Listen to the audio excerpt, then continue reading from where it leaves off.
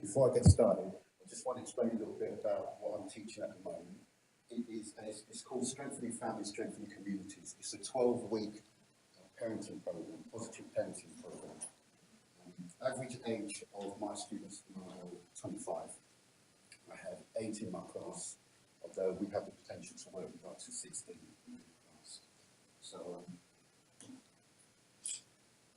the makeup of the group at the moment are 2 white British males, 4 white British women, and 1 woman of African descent and 1 of African Caribbean descent.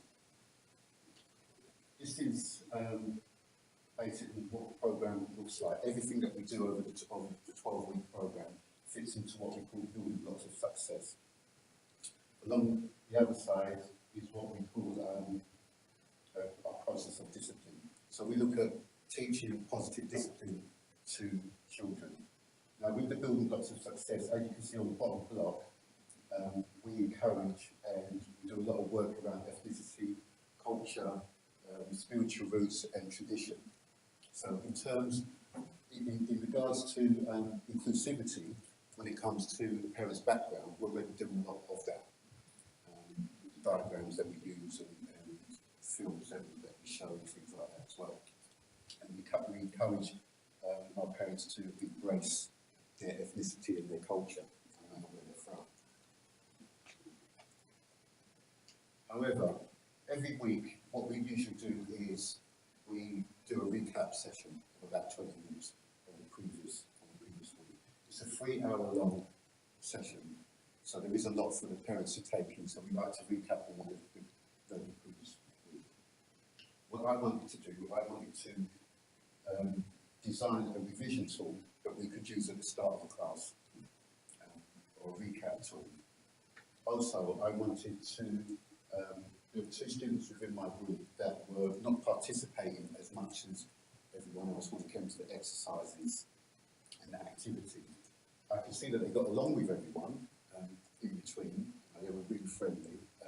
From the information that they provided at the start of the program, I was aware that their comprehension was on par with everyone else as well. So it could have been external factors that were preventing them, or other external factors that were preventing them from actually engaging. So I wanted to try and include them a little bit more and encourage some wider participation. So I designed a series of questions and discussions for the first 20 minutes, recapping as we usually did, and hope that would engage them a little bit and get them involved in the discussions and answering some of the questions. Questions were done through worksheets and also on the whiteboard, and people coming up and putting their answers. However, the reaction that I got from these 2 students was this. It just didn't work. It didn't work at all. They started using their phones. I remember running 20 minutes into the lesson.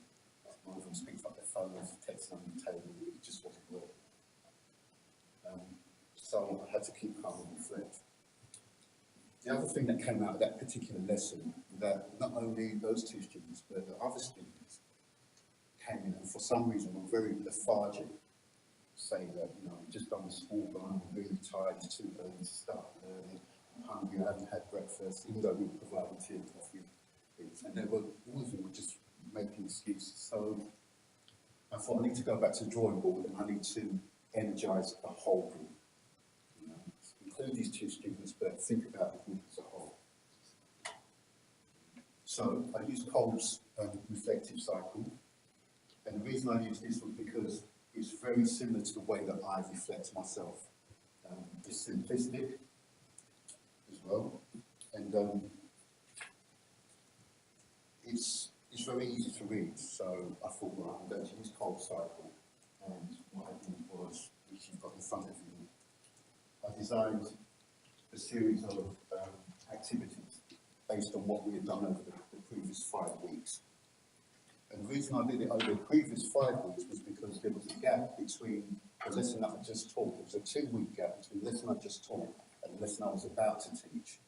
And for parents that are only attending college or attending at a program 1 day a week, 2 weeks is a long time. So I wanted to recap on the whole 5 weeks. So I designed these series of activities. I placed them strategically around the tables because the parents up to that 5 weeks were actually coming in and sitting in the same positions every week, unless I asked them to move. So I was pretty sure that students A and B would sit in the same position. So I placed the exercises strategically so that I knew what they were actually going to be, the activities they would do.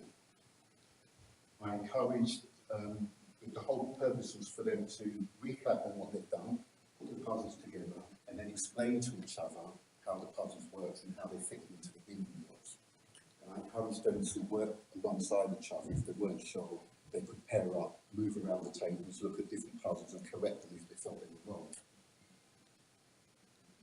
The second part of the activity was done on the PowerPoint. And the students were then asked to come up and actually explain, choose a slide and explain what it meant and again, how it fit into the building blocks. And so they were to take them, my place as tutor, and teach the class one of the slides. Student A gave this reaction. Student A was engaged, got up, moved around the tables. I observed and listened to how they interacted, how they corrected some of the slides as well. In fact, all the students were a lot more energized and it wasn't any moaning or anything like that. They got on with the exercises and they were all happy to come up and, by the second part of the activity, come up and teach the class one of the slides. And student A, although they didn't come up to the front, they did prompt and they did answer questions and correct some of the other students. So I then reflected again. This time I used Gibbs' reflective cycle, and the reason I did this was because Gibbs' cycle is based on Coles.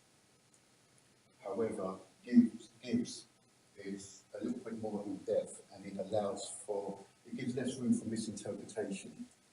It also allows me to think about my own feelings and evaluate myself. And the reason why this was important the second time was because I was actually being observed on that day. So I did have to include myself in my evaluation, in my reflection. That's why I used Gibbs' reflective cycle. Student B didn't actually attend that day, so the jury's still out on whether that would have worked. However, I did find out the following week, speaking to student B, that he did have some mental health problems.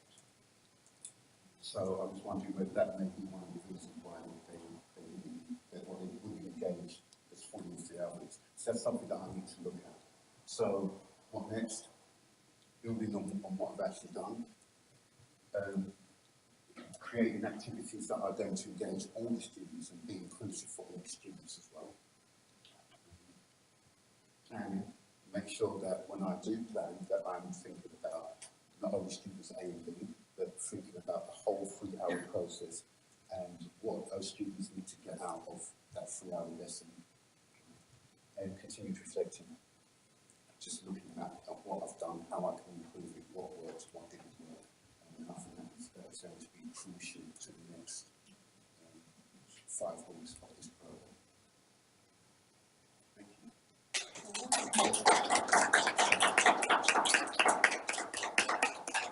Any easy questions?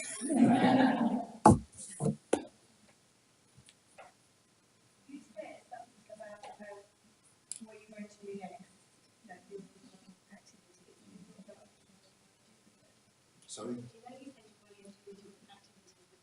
Yeah. Yeah. I'm constantly thinking, they're not very good at role play, because role play is part of the scheme of work, but the scheme of work is flexible, and they're adamant they don't want to do role play, they've only done it once. But seeing that they're quite comfortable when encouraged to come up and stand in front of the class, I'm looking at perhaps doing more activities where they can do presenting, because that will give me an opportunity to see what they've learned and how they're learning as well. There's a lot that they have to take in 3 hours, and can be difficult, they go away at the end of the week, or at the end of the day, and it all goes out the window. So it'll be interesting to get them up again, and maybe do more activities where they're moving